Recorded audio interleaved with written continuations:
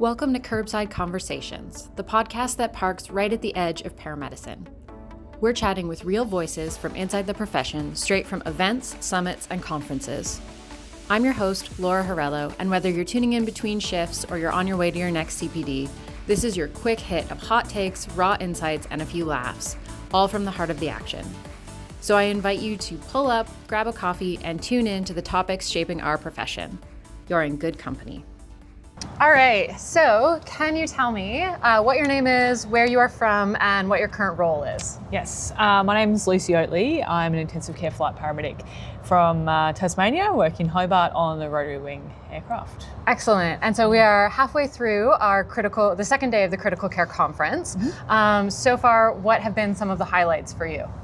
I had a great time facilitating the surgical airway workshop yesterday. I met a whole range of people from very varied backgrounds, some who are able to really add their own experience and others who, are very junior in their career. So it was a really great kind of spread of people. That was a real highlight for me. And I think that was followed up really nicely by the presentation we just had on some of the evidence that looks at, the incidence of surgical airway. And I think a really valid point was brought up by David Anderson that, maybe the increase that we're seeing in surgical airway is more a reflection of the fact that people are now empowered to act when it's necessary, as opposed to us being not very good at airway management anymore. I think it's more that the procedure is being done when it needs to be done.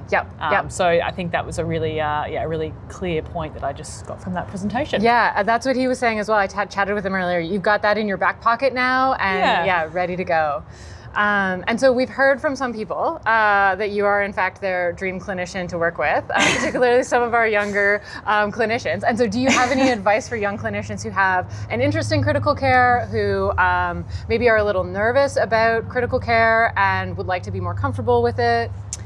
That is incredible to hear, actually, and it makes me blush, quite honestly, because that's really lovely of someone to say. I think the advice that's worked best for me is to just say yes and figure it out later. I think a lot of critical care, while there is, you do have to work hard, you have to do the requisite study and practice and all those things, but I think a lot of it is putting your hand up and just doing the job and not trying to think too hard about what it is that you're doing. So I think if you get an opportunity, say yes, figure it out later. Yeah, jump in, get your hands on the patient, ask questions, all of those things. Yeah, such good advice. And so if you were going to do a critical care call with any clinician, and it doesn't have to be someone you've even met before, could be somebody that, you've read their stuff online, you've only heard of them, who would your dream clinician to work with be? I was thinking about this during the lunch break, and I think I'm going to pick James Yates from the resus room. I just think the banter would be excellent. And such a lovely accent. Yes, right? And also just the way he explains physiology in this very clear, succinct, lovely way. I think that's my dream person to work with. Yeah, absolutely. It's a great answer. And then finally, I feel like you might be a little bit biased about this, but what's your favorite airway intervention?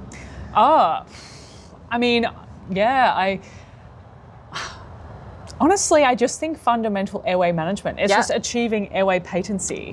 We get very caught up in the real pointy end of of airway management. And although I very much enjoyed everything we've spoken about with surgical airway, I think that just doing this, that's probably my favorite, because it's works of the vast majority of the time. Percentage of the time. I also think that the work that paramedics are doing is changing.